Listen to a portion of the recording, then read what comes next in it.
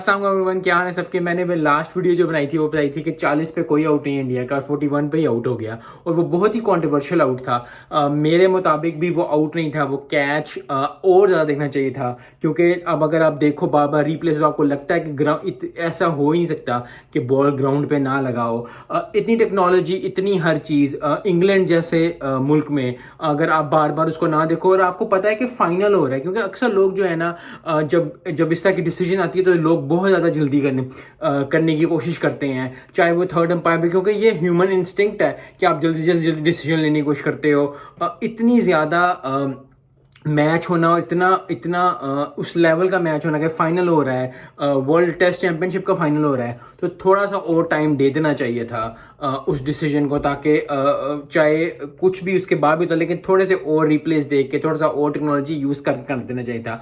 और for me और for every one I think वो नॉट आउट ही था। लेकिन अंपायर डिसीजन का, जिस तरह कहते हैं कि अंपायर का फैसला हतमी होता था, अंपायर का फैसला हतमी था। शुभमन गिल वापस गए। अभी भी इंडिया जो है वो गेम के अंदर है क्योंकि 164 फॉर 3 है। विराट कोहली खेल रहा है, विराट कोहली खेल रहे हैं सॉरी, और अजय रैयाने भी खेल रहे हैं। तो आई थिंक बहुत ज़्यादा अच्छा सेटअप है। उनको 280 स्कोर करना है आखिरी दिन के अंदर। ये 280 बहुत चेसेबल है।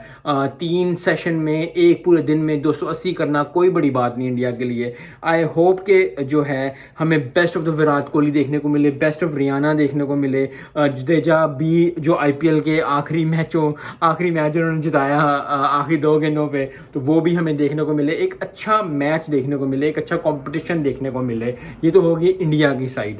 ऑस्ट्रेलिया की साइड की बात थोड़ी सी कर लेते हैं। ऑस्ट्रेलिया को चाहिए कि अगले आते ही जो है वो 1 ओवर 1 घंटे के अंदर बहुत ज़्यादा होता है, तो 1 घंटे के अंदर अगर वो 1 या 2 विकेट निकाल लेते हैं तो इंडिया के लिए बहुत मुश्किल हो जाएगा। क्योंकि जैसे ही अगर ये 50, 60, 100 स्कोर से पहले क्योंकि अभी जो है इंडिया का स्कोर है वो है 164, अगर 200 से पहले 1 विकेट गिर जाती है तो आई थिंक इंडिया का मोरल बहुत डाउन हो जाएगा।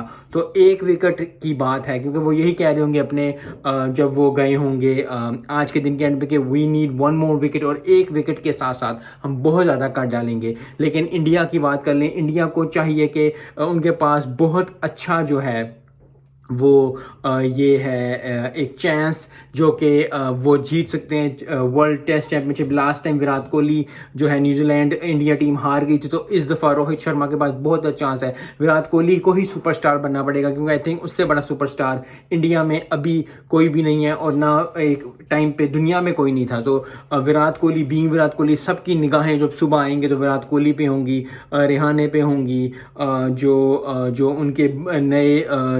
उनके नए वो हैं विकेट कीपर, उन पे होंगी।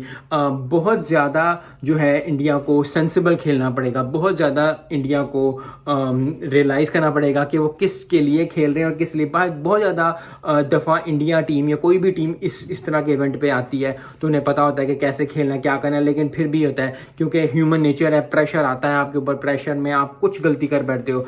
कल इंडिया के लिए, अगर इंडिया को मैच जीतना है, इंडिया को टेस्ट सीरीज़ जीतनी है, इंडिया को टेस्ट फाइनल जीतना है, तो उनके लिए कोई भी नहीं है कि वो कोई भी गलती ना करें।